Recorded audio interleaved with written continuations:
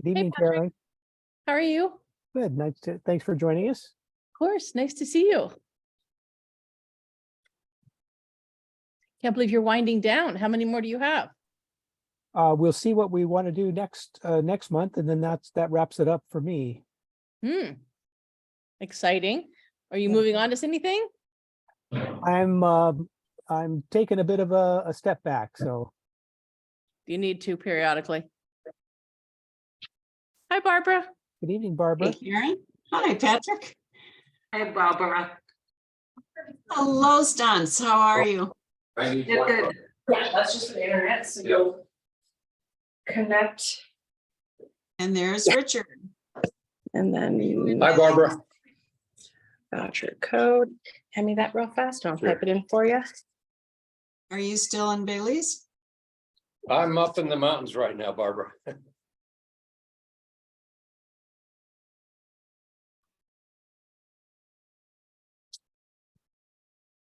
Good to go. How are you doing?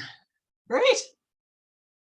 I had a great meeting with Cecilia on Sunday and Karen on Sunday morning about our Nepal grant. So I have stuff to report to you. Karen, I still haven't gotten the draft yet. I'm not sure it's going to happen before she goes to Turkey. I don't know either. I know.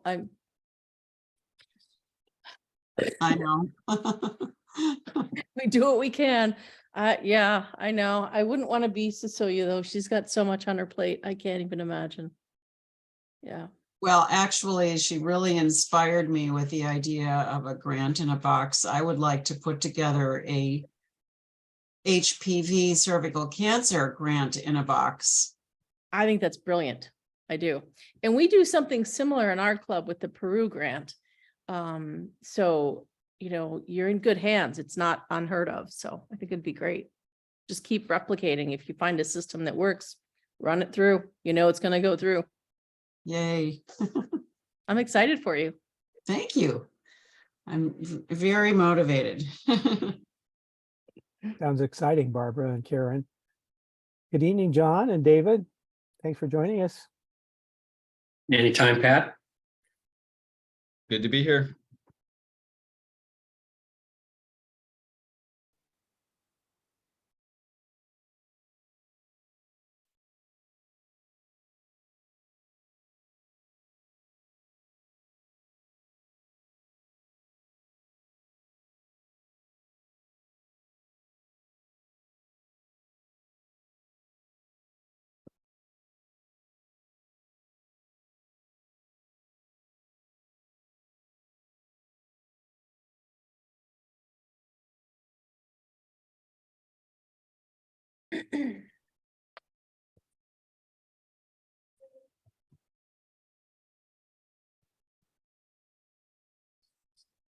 Fortunately, you didn't have to see that.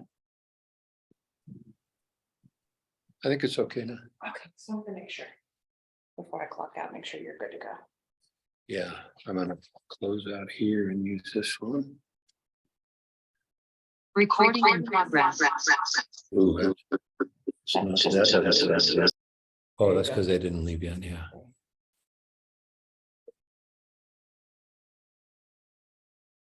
Okay. I'm gonna leave you be. Good evening, Oren. Hey. I can only stay on for half hour and then we're having a district conference debrief, whatever. Oh, what a good deed. Well, Richard, we can be sensitive to your time. It's coming up on 5 minutes past the hour by my watch.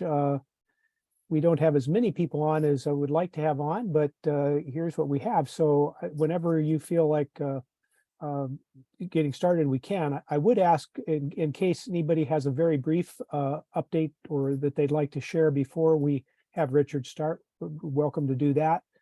I didn't have anything come in after putting this out to folks. So does anybody have anything else in particular that they'd like to share briefly? Well, I could share that ERMS, who presented last time about Barbados, the non-communicable diseases project, has been fully funded. And so now they are doing a new grant for a blood draw machine. Hmm. Okay, a good update. Thank you, Barbara. You're welcome.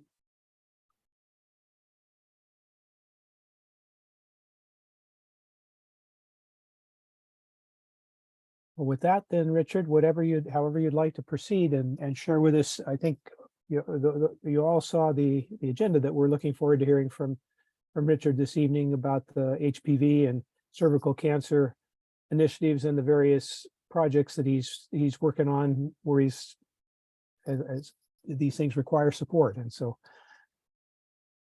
So Patrick, let me just start saying, most importantly, I want to thank you for all your service in taking care of International Rotary 5170. That's, really appreciated very much. You've advised me many times in the past, and I'm not trying to flatter you, but I really thank you for the opportunity to talk to folks right now. And probably many of you may have heard about the work around HPV and elimination of cervical cancer. And I don't want to be too redundant, but I'm very passionate about this. And I've been really, really inspired by what we've been able to do over the last 4 years and what we see coming up in the year of 2023. And Barbara's here to speak to Nepal, which would be great because she knows more about Nepal than I do, but I'm very excited to be part of that project. Now, I might be able to show a few slides, but let me just, by way of introduction, why am I so passionate about this as a Rotary project internationally? It really goes back to my career as a surgical oncologist. So anything that allows to take care of cancer, I want to be part of. And I spent 35 years doing surgery, and then I discovered, oh my gosh, wouldn't it have been better to just prevent cancer in the first place? And the opportunity now is really developed in the last couple of years for several reasons. And basically, many of you probably know this. This is the only cancer I know of that we can eliminate. And why is that? Why is Australia and many other countries coming out saying that we're going to do this by 2030? There are two big revolutionary changes. One is the vaccine, just like polio. And remember, it took us 50 years to develop that vaccine for polio. But once it happened, International Rotary, through ways in which you probably know better than I do, has been extraordinarily successful in basically almost completely eliminating polio throughout the planet. With the HPV virus, which causes 99% of cervical cancers, there are a few very small exceptions. And by the way, remember, it also is a prominent virus in the causation of head and neck cancer, as well as several cancers that are more particular to males, which would include anal cancer, the penile cancer. Head and neck cancer is probably the big one, but by and large, cervical cancer is really huge, and it's a revolution for two reasons. One is we have this vaccine now.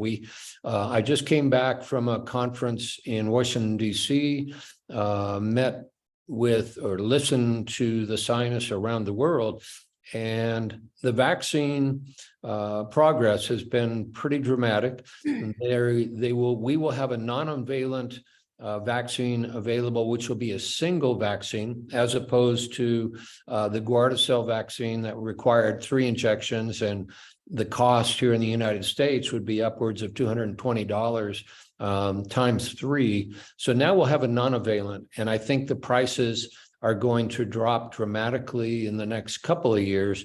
India is already producing this on a mass level, so I think we could get a price down into the $4 or $5 range. That's one part of it. The second part is what I've been most involved in, which is testing. And the vaccine handles the younger women, ages 9 to 21, but the vaccine won't work for women ages 30 to 60.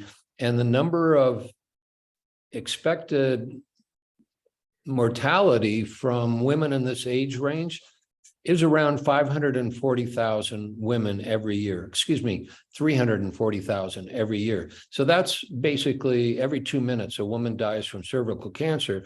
And when she dies, it's usually tragic for the family, tragic for the children.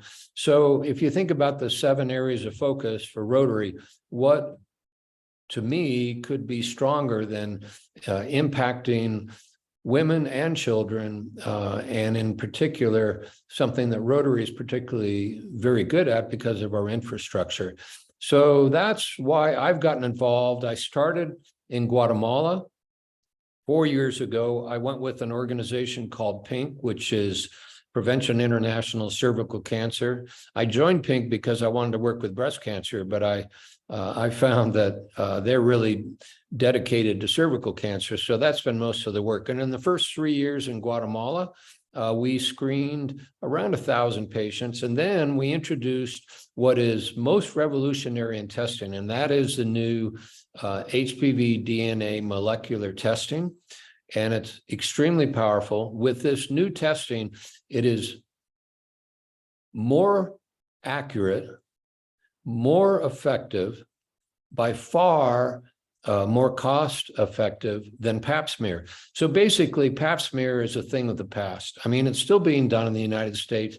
It's being done primarily in lower income countries, but it's antiquated because HPV DNA testing is markedly more sensitive based on research studies over the last 6 to 7 years. So I encountered a fellow in Sunnyvale in the Bay Area who designed a machine. It's called Ampfire. And with this machine, we can test upwards of 800 patients in basically one day. We recently did this in Kenya. We screened 3,000 patients in 2 weeks. So it's very powerful. And most remarkably, you can, with this testing, the woman does not have to come to the hospital. It allows self-testing in the privacy of a woman's own home. So healthcare workers can go into some of the distant regions of any of these countries, like Nepal, like Guatemala, like India. We're working in all these countries. And what happens when you do the testing, usually around 80% of the patients are negative. If they're negative, they're good for 5 years. They don't have to come back. It's very, very reliable. If they're positive, those are the ones we have to see. We bring them in for triage. We do screening, basically using the visual inspection with acetic acid. And if we see the early dysplasia and early changes of cancer, we can treat those women in 40 seconds. Everyone I always ask, come on, are you serious? How do you do that in 40 seconds? And the answer again is new technology. We use a device called thermocoagulation. We used to use cryotherapy, but thermocoag comes in a little briefcase. It's battery powered, and it basically applies a radio frequency that heats up the surface of the cervix and destroys any of the dysplasia. It's been proven very effective. So that's what's new today that wasn't around 5 years ago. It's a big change. And so it's what gets me excited when I come to International Rotary and say, hey, here's an opportunity. Think of what we did for polio. By the way, how many people are dying from polio today on the planet? 0. Yeah. Essentially, I mean, there's paralysis. It's a horrible disease, but it's been very effectively controlled through Polio Plus, and it really was never a major source of mortality. So make that comparison with cervical cancer. 340,000 women are basically dying every year. Around 600,000 are getting cervical cancer, so they're going to be at risk for that. So it's I think it's a exciting program to be part of. And I'm really excited to work with Barbara and with the Oakland Club and with, well, essentially, we're going to be doing the same work in Bolivia in a few weeks. And that's going to include Chicago, Los Angeles, Oakland, Seattle, San Francisco. Barbara, did I leave anyone out? No, the first 5 clubs. And of course, the club in Bolivia, which is really excited to do this. I did a site visit about, gosh, I think I went down there. I can't remember now. I think it was in December. And we'll do another site visit in a couple of weeks and go in hopefully with a medical director from Pink. And we will try to organize so we can do some major work over the next 3 years. Nepal, again, is up and coming. Guatemala is still going on. For reasons I can't entirely explain, Belize does not seem to have the champions and the wherewithal to move forward. Even though we've raised a lot of money, I thought Belize would be the ideal country, and maybe it will be, but it's not ready yet. You have to have a champion. As you all know, when you're doing a global grant and a project internationally, and you're working with other Rotary clubs, they have to be as passionate and committed as all the clubs, whether it's 5170 or wherever. Also, there's a project going on in Kenya. So I've listed at least 4 areas where this can happen. If you want, I can try to pull up some slides from the PowerPoint, but why don't I just see if there's questions?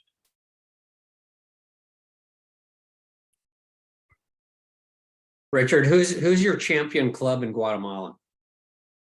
It is the, what's the name of the club? It's basically Rotary Petén, which is located, up near Tikal and where all the pyramids are in the town of Flores. We worked with that club from the get-go. They've been really wonderful to work with. And the gynecologist that I work with in the hospital, they have about a 230-bed hospital. He subsequently joined Rotary and is part of that club. So whenever we basically are on a continuous communication with them. One of the things I left out, let me mention, where's the catch in all this? Well, the catch is you have to pay for the reagents for this new testing, and that runs about $5 per patient.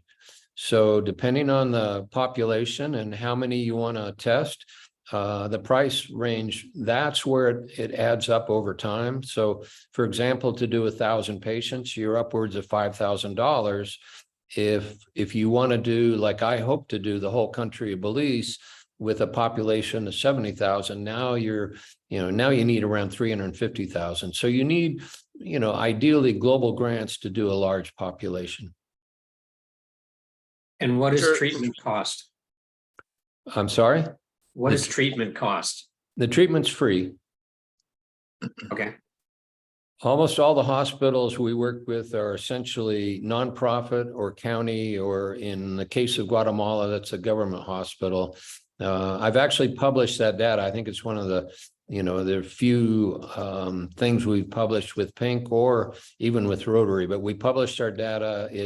It'll be out on HPV World. And basically we got an IRB and did this study, collected the data.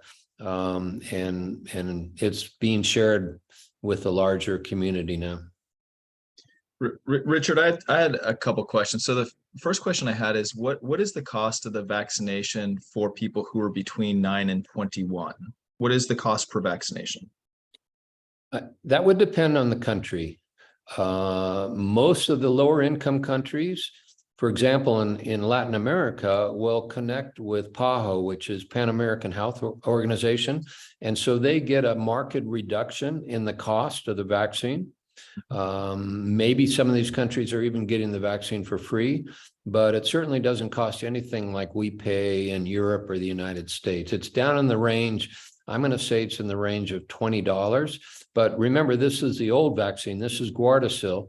So you need at least 2 and probably 3 injections according to the medical criteria and literature. But all that's changing very quickly. So is the idea to do kind of a tandem outreach where you're looking to vaccinate people who are no older than 21 and then test people who are older than 21? Or are you only focused on testing people who are over the age of 21? My work is really just testing. Most lower income countries are well aware of the availability of the vaccine and have introduced it in, for example, it's now, I'm not sure the number, I want to say 40% in Guatemala, but that's probably that's probably a little bit optimistic. In Kenya, it's around 20%. In India, it might be somewhere in that same range as well. So most governments have invested in the vaccine. They have not yet invested in, they're in the process of investing in this new molecular testing. And just to explain how the virus works, you know, a woman will not develop a cancer until the virus has been present 15 or 20 years. And if she's unfortunate and her immune system is not working well, especially women that happen to have HIV, then 10 to 15 years later, she may get cervical cancer. Now, there are exceptions. I've seen women as young as 20 and 23 that have had cervical cancer, but for the most part, the average age is around 50 because it takes that long for the virus to act in a way that causes dysplasia. Okay. And then my last question is, have you done any work in the rural area of Esquintla, Guatemala? No, there is another Rotary group from Canada that is doing work in Guatemala City, and there were some excellent, really the defining studies about self-testing were done near Lago Atitlan. I'm not sure if that's the area you're referring to. The only reason I ask is because we've done 2 water filtration installs in this particular rural hospital, and we have great connections with those doctors there. So I think that if we wanted to roll out like a clinic in a particular rural area, this would be a great place to do it. So if they are, I would be happy to transport the equipment and do the teaching and have them up and running, you know, in probably within a few weeks. okay. That's all.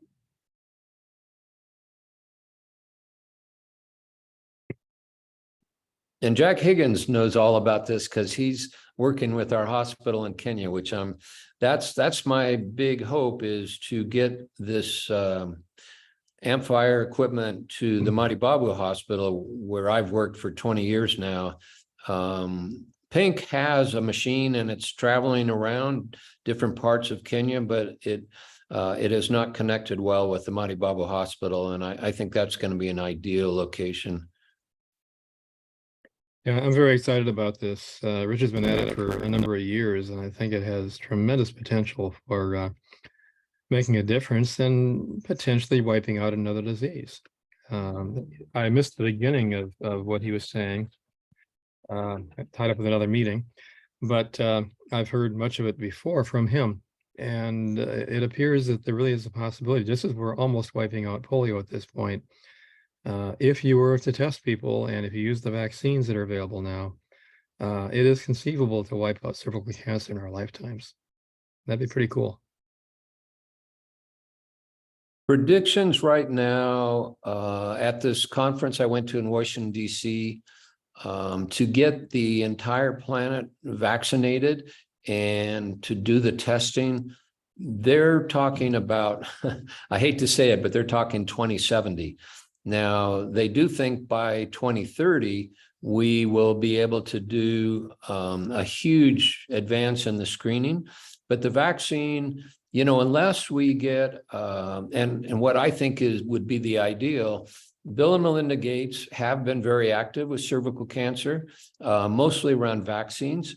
And so that opportunity, and with other large, you know, philanthropy organizations like the Gates Foundation, I think things can happen a lot faster. So my dream, I'm going to go to Australia in a couple of weeks, and I'm going to present this again in Australia and just build a little bit of awareness and understanding. And if we succeed in the projects we're doing, then I think it's possible to think about scaling up. And that's when an organization like the Gates Foundation will say, wow, you guys look like you're serious. Maybe we'll partner with you like they did with polio. So Richard, is this a candidate for the program to scale? You know about the programs to scale?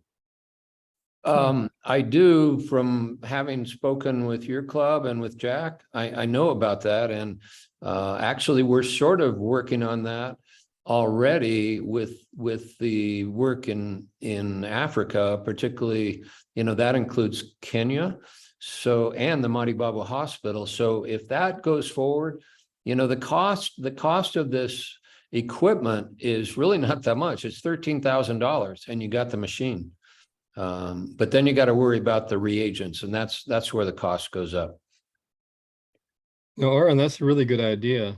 The thing about the programs of scale grant is it's $2 million, no more, no less. It's one team a year gets it.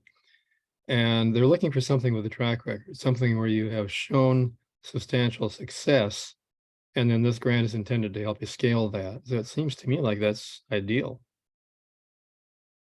Jack, an alternative that I brainstormed a little bit on Sunday with Cecilia Babkirk was she's doing global grants in a box in Turkey, or at least that's why she's going there, to try to figure that out. And it occurs to me, since she was so successful doing a global grant in a box for Ukraine, and she has the connections in Turkey to do that, that we might consider doing a global grant in a box, a template for HPV cervical cancer, so that it's really easy to go into countries like John's idea and just replicate it. For those who don't know what she's talking about, the global grant in the box is basically a template that lets you change a few items to meet the circumstances, but it's been previewed and reviewed by people in the cadre and the regional grants coordinators, grants officers, that is, at TRF. And so you're almost guaranteed success if you're using that template. And that could be pretty cool. Raise the money, sign your name, it's done. Yeah. I'm really happy when I hear people that know economics and finance and business with a little more experience than I do. I worked with Kaiser. I ran a surgery department for several years, and I kept it in budget. But on this work, I'm basically boots on the ground, and it's full-time work right now for me. But I think that we have experience in 5170, and I see people on the screen now, including, obviously including Oren and Jack and many of you that will probably be able to advise and look for opportunities as we do try to scale up. So I have a follow-up question, Richard. So you mentioned that this machine that's used for testing has a cost of $13,000. Now, is this machine the type of machine that people typically transport from location to location, or does it sit in a particular location or hospital? Like, how is this machine used? It can be transported, but the requirements for this machine is a good laboratory, and more importantly, a good lab technician who knows how to do the pipetting and running the machine and storing the data and keeping all the data in a confidential way. And so by and large, it usually is going to be in a single hospital. There is a group in Africa that has a machine like this in a van, and they drive around throughout the country. But I think the best way to utilize the machine now is to have a reliable hospital with a good lab technician. And by the way, I should say that this technology is evolving pretty fast. The fellow that designed this machine, he came from Cal Berkeley. I guess he worked on the Human Genome Project. He's a very bright guy. I think he has a very good connection in China, so he's been able to build a lot of these machines. He actually used it for COVID too. And so he just moved from a fairly small operation into a very huge warehouse in Silicon Valley. So he's clearly scaling up. But what I meant to say is the technology. So think about what happened with COVID. remember when we first had to test for COVID, we had to go to a hospital. It took a couple of days to get the result back. And yet within, a year and a half, you could go and buy the kit in any pharmacy, take it home, run the test in the privacy of your home and know in about 15 minutes. So that's how fast this technology is evolving in testing for viruses. And this fellow who designed the Amfire machine tells me he will have something out. They have to go through FDA and rigorous testing. So I think we're about a year and a half to 2 years out when literally you can test at the site of a woman's house, and we won't have to take. Right now, we have to take the swab, put it in a test tube and bring it to the hospital. But I think we'll move beyond that fairly soon. So is the idea that will not only increase the speed and ease of testing, but also drive the cost down? Is that the idea? It is. And why this is so, I think, exciting right now is, what happens in any community, on any country, anywhere you go, women talk to each other. And so if one woman is tested and she's a leader of her community, she will let everyone else know. And so, as you point out, if it's affordable, they'll do it. But right now, most women never get a pap smear. It costs too much money. So they just don't do it. And that's the tragedy. That's why this is one of the prime killers of women on the planet right now. The only cancer that kills more women is breast cancer, which unfortunately is much more difficult to test. Breast cancer is not one disease. It's thousands and maybe more types of disease, whereas cervical cancer is pretty much one virus. Great. Thank you.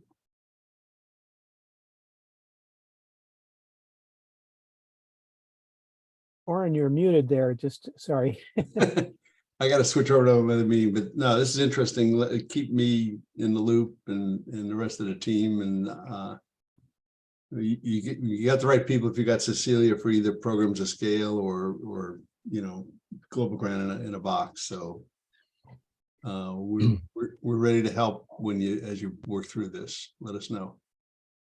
Thanks for joining us, Oren. Can I ask a question? Is anybody in the group here going to Australia later this month? Yep, I'll be there. Great. I hope I'll try to find you and get you. I'm going to be giving a talk to the Rotary Action Group in Australia, and I hope to fill up the room if possible. That's not easy to do, but it's just a little small offshoot presentation, but it will be an opportunity to reach out to a lot of different parts of different countries usually that will attend that meeting. I definitely want to catch that, Richard. Yeah, some responsibility there, but I'm sure I can get away for a while. Yeah, I'd like to see the full presentation too. Great. Richard, I have a contact for someone who's organizing some of the meet and greet in Melbourne, who actually lives in Sydney, and I'll reach out to him and see if he can help promote that. Great. Do you know what day you're presenting? 28th. I don't know what time. I can send you an email and let you know. That'd be good. I can forward it to him. May I ask a question of the group regarding Project in a Box? It would be really important to have a really strong Rotary club on both ends if you were putting that kind of project together, right? Because if Richard tried to have it land in Belize and they're not ready yet, it would sort itself out as you were trying to put this project in a box. Or maybe tell me a little bit more about it, because I've heard about him, but I'm not positive about him.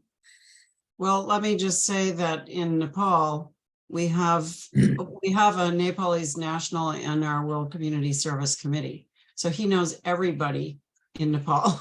He even knows the president of the country. He knows the founder of an organization called Public Concern Health Trust, and they have regular they have a cadre of women volunteers who go out at the grassroots level to do education.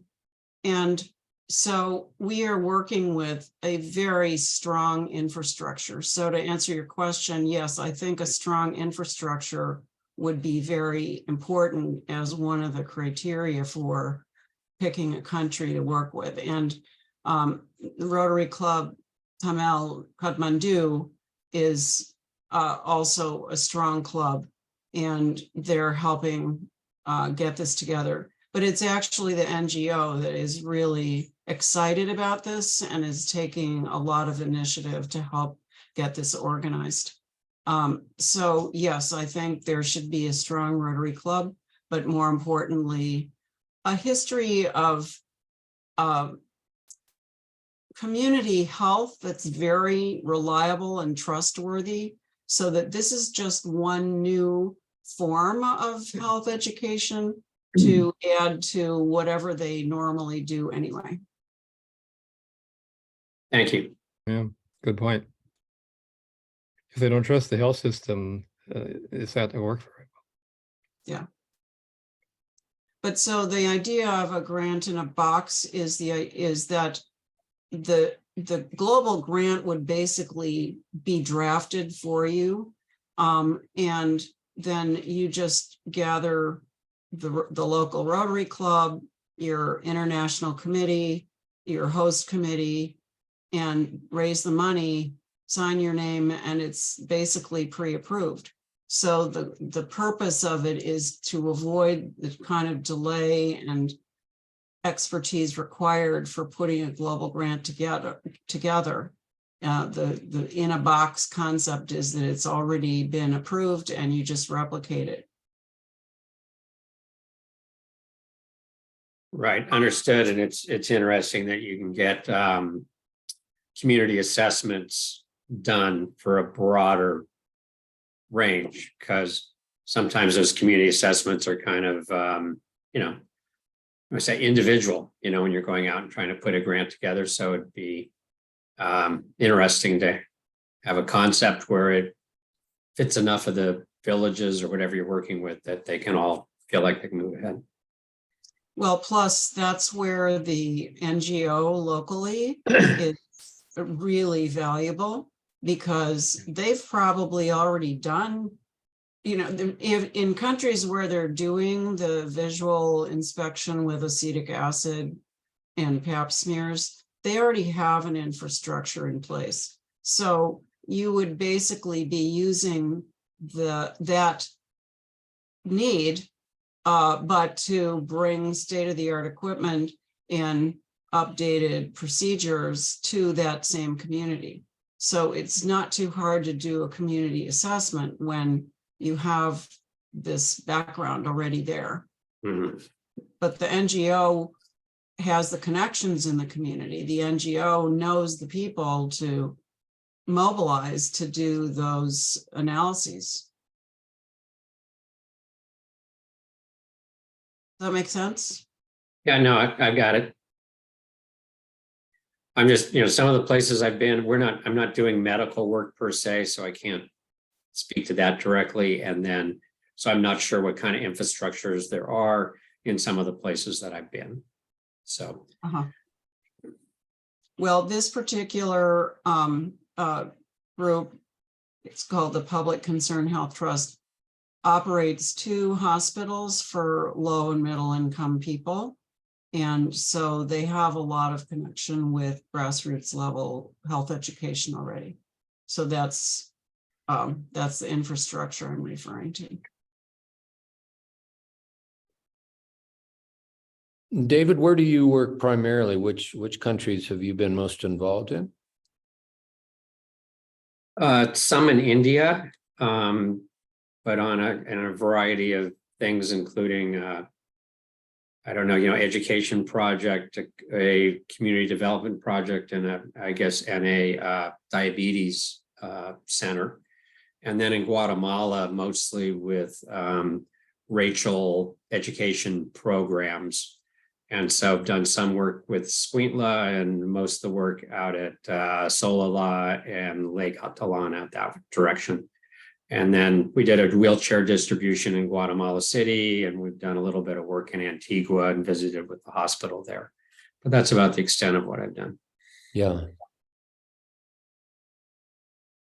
The two countries where this idea of the box concept would be really great would be Africa and India, because there's a high incidence of the HPV virus, highest of all in Africa, in many, many countries of Africa.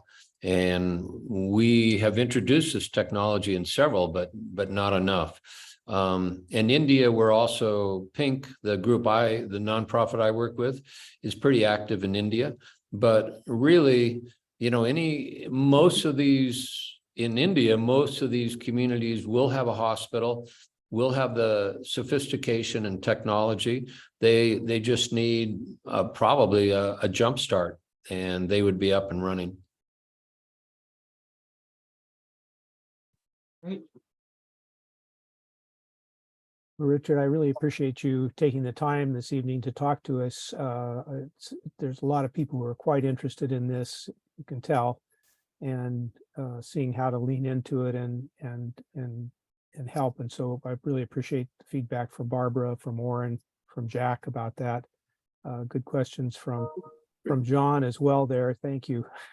So are there more things that we'd like to talk about here? Again, I want to be sensitive to everyone's time, and we're well within our boundaries here for this segment, but I just wanted to make sure that if other people have observations or questions for Richard or feedback about this, that we make sure we have a chance to air those out.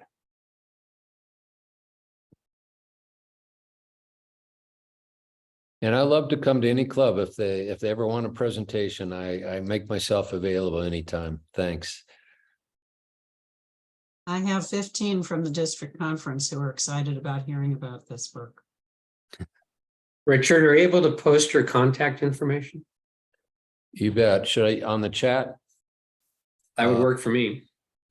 All right. Where did chat go? Why am I not seeing it? Might be over under the more with those 3 or 4 dots there.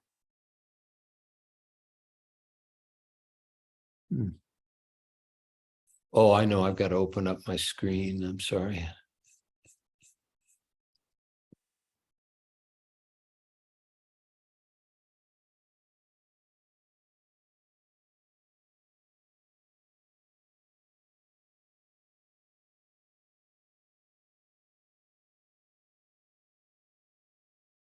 While he's looking, John, we should trade contact information if you're going to be over there in Melbourne. It'd be fun to get together at some point.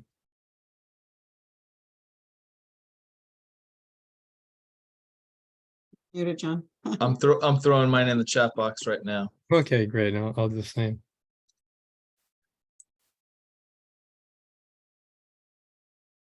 And I put in a website that talks about the work we're doing in Africa. Oh, I should put my phone number. I'm sorry.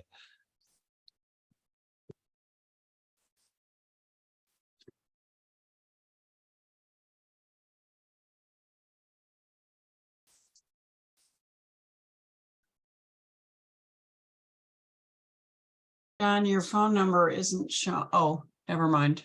I had my cursor in the wrong place. Thank you all, and thanks to Pat for his great leadership tonight and his leadership the many years in the past. So I'm going to sign out, and good night. Good night. Thank you all for joining us. Thank you, and thank you, Pat. We'll miss you. Indeed, thanks to all of you for the opportunity to serve in this role, and I wish John Flanagan all the best as he picks up that baton. So, all righty, if anybody else have anything before we wrap this up? If not, I'll go ahead and close down the session. Thank you again, Richard, for really inspiring us, and the feedback from Jack, from Barbara, others who are engaging in this as well. So really appreciate it. Thank you, Pat, and thank you, Richard, for the presentation. Yeah, thank you all, and thank you, Pat. Thank you, everyone. All righty. Good night. to all. Bye. Thanks, Pat. Right.